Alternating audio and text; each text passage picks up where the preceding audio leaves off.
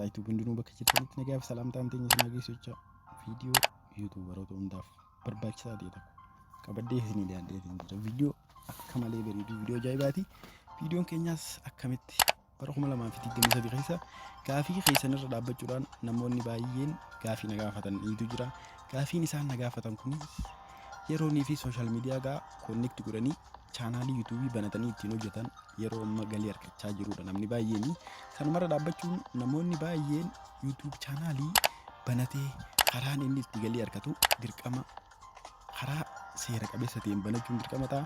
Amma fakkeenyaaf gaafii baay'ee namoonni TikTok irra gaafii naa dhiyeessanii jiranii Samirraa doolarii gasiif roobuun jiru yaabuse karaa seera qabeessaa ta'een maal nu barbaachisaa jennee ittiin hojjechuudhaaf jiranii.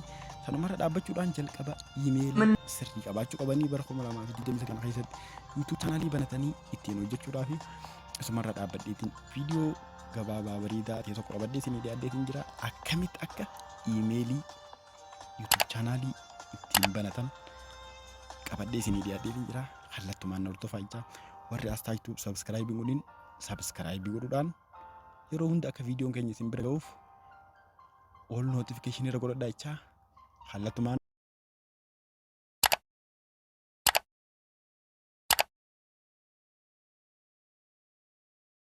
iimeelii hin qabneetti seenuu qabaachuu bilbilee akkanatti isin gaafata. Erga kanatti isin gaafate maal gootanii iimeelii seera qabeessaa ta'e iimeelii ulaagaa yuutuub chaanaalii ittiin banatan guuttate itti banatanii isiniin akkana si fida. Amma fakkeenyaaf saayitiin jettee yeroo fi yuutuubuma irraa seentu jalqaba maal gootaa iddoo create account waan dhuftaa isarratti erga tuuxeen boodatti for yourself and to manage our business jettee jirti. Lameen san keessaa san filannaa keetii amma fakkeenyaaf for myself jeetiin seenaa jechuudha. Erga for myself jeetiin boodatti eessattiin kilik godhaa iddoo faristiin jettuudha. Kilik godhachuudhaan maqaa kiyya guutuusaa itti barreessaa. Maqaa kiyya guutuusaa ergaan itti barreessin boodatti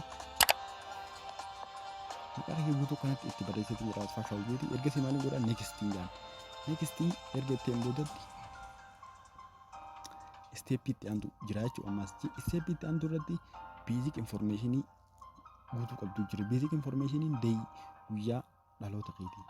Fakkeenyaaf an 12 ji'a hornaffaa Juun Julaay Juun 1996 dhalatee jiitiin guutaa fakkeenyaan isinii jira. Ergasiin booda jendarii sirriitti guutaa jendarii male or female jira dhiiraa fi dhalaa an dhiira waan hin ta'eef meeliin jaanii. Ergasii maaliin godhaa step itti aantu irratti neekstiin jaan. Neekstii ergaan jeen boodatti hin eeggadhaa jechuudha. Neekstii jettee eeggatta. Maal si fidaa? Steppii itti aantu si fida. Steppii itti aantu irratti waan si gaafatu seeraan guutuu qabda. Amma fakkeenyaaf asirratti akkana naa fidee yeroo tokko immoo akka inuma hin jirreetti kiriit godhachuu dandeessa jechuudha. Fakkeenyaaf shaawul 0@gmail.com shaawul asfaaw 95 takka @gmail.com jee baasee ifiif kiriit godhee jira. Garuu yoo ifi kiriitiin godhinis @gmail.com kana as hundaa'u qubee addaa qubee namarraa addaa kan namni amma duroon godhachuun dirqama ta'a. Ifiif kiriit godhachuu ni dandeessanii. Saniifuu an amma ifumaaf kiriit waan naa godheef irratti kilii godhadhaa jechuudha. Ani barbaadu irratti lameen keessaa filadhee yoo kiriit godhachuu barbaade immoo asiin kiriit yeeniin seenuu ni danda'a. Kiriit akkanatti asiin barreeffachuu ni danda'a. Saniifuu an amma @gmail asii jechuudha. Saniifuu an amma ifumaaf kiriit waan naa godhee jiruuf isa lammaffaa yeroo kanaan filadhaa jechuudha. Isa lammaffaa yeroo eegaan filadheen booda maaliin godhaa neekstiin jaan. Neekstiin jaanii ni eeggadha. Paaswordii biki shawwadamuu qabne isin maal godhuudha paaswordii iddoo kanarratti dirqama maal godhuu qabdanii paaswordiin strong ta'uu qaba. Kaaraakterii small leetarii fi capital leetarii hanga kaaraakterii 8 ol ta'uu qaba. Saniifuu strongii ta namni isin jalaa haa godhuu hin dandeenye ta'uu qaba. Saniifuu hidin gootanii jechuudha. Saniifuu strong paaswordii godhachuun dirqama ta'a jechuudha. Amma fakkeenyaaf kan mataa kiyyaatiin godhaa.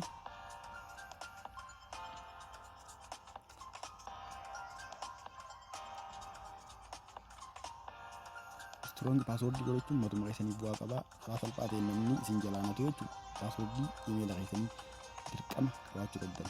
Saniifuu neekstiin jaanii next jaanii ergaan paaswordii kiriit godheen boodutti next jaanii karaa salphaa ta'een ergaan next jeen boodutti iddoo kanarra dhufaa konfirmii godhuudhaaf bilbila lakkoofsa bilbilaa na gaafata. Iddoo lakkoofsa bilbilaa irrattis lakkoofsa bilbilaa sirrii ta'e YouTube chaanaalii ta'e verify ta'e karaa salphaa ta'een yeroo galii si argamsiisuu eegalu kan ittiin galii argattu guutuu qabdaa. Saniifuu uummata gumudhee iddoo kanatti step itti anturo maal goota bilbila sirriidha kan sirrii ta'e bilbila confirmation emailii heedii irratti argamu guutuu dirqamataa. Saniifuu bilbila sirrii ta'e asirra guutaa koodii biyya Itoophiyaatiin galee galuu jechuudha.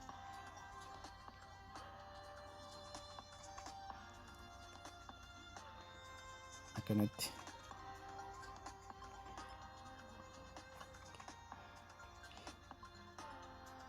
erga kanatti ittiin guuteen booda konfirmeeshiniin bareedaa ta'e bilbila keetirra seenaa si seenaa erga si seeneen boodatti bilbiluma keetirraa kallattumaan konfirmeeshinii si ergamsan itti naqatta. Konfirmeeshinii sana erga itti naqatteen boodatti siif ergama hanga si ergamuun ni eeyidaa. Erga si ergameen boodatti verifaayi amma naa erganii jiranii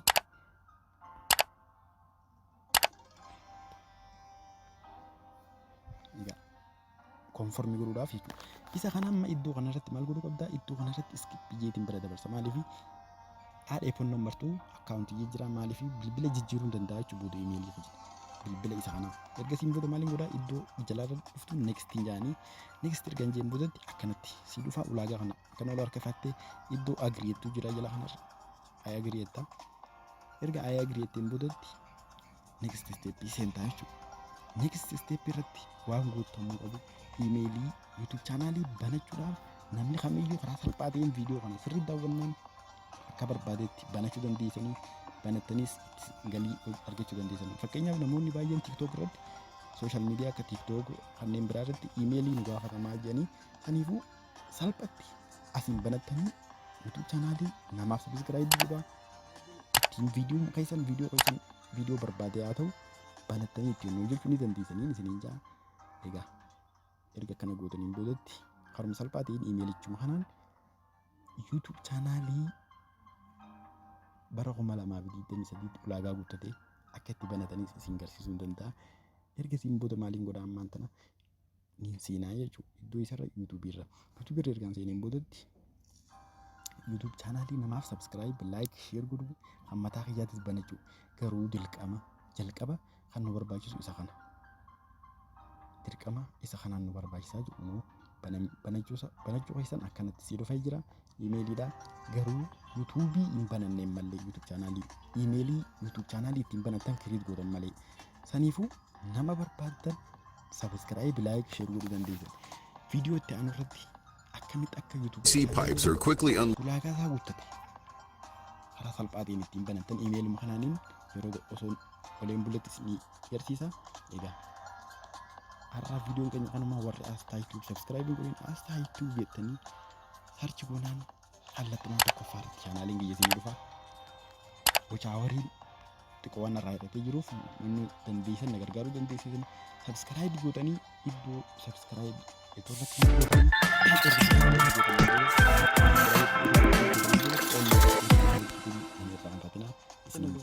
viidiyoon garagaraa yeroo hangadhiisu akka isin bira ga'uuf kun all notification irra taa'uu qaba. Kana har'aaf viidiyoon keenya kanumaan yeroo itti aanu walitti deebinutti nagaan tura yeroo gaarii.